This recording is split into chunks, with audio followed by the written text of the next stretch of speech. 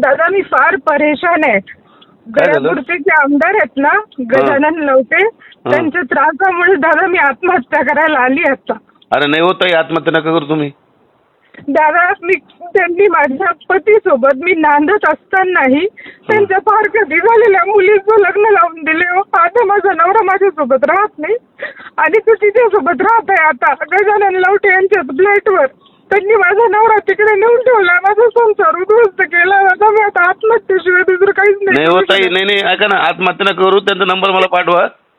Hello दादा मी एक हिंदू खाटीक महिला आहे दादा. हं. तुम्ही एक मराठा आहे. तुम्ही ओके माझी ताई. मोठी भाऊ म्हणून मला मदत कराल का प्लीज? 100% ताई, 100% ऐका ना, तुम्ही रडू पडू नका. 100% तुम्हाला मी ऐका ना, त्यांना फोन करतो आणि तुम्हाला न्याय मिळून देण्याचा प्रयत्न करतो बरं का.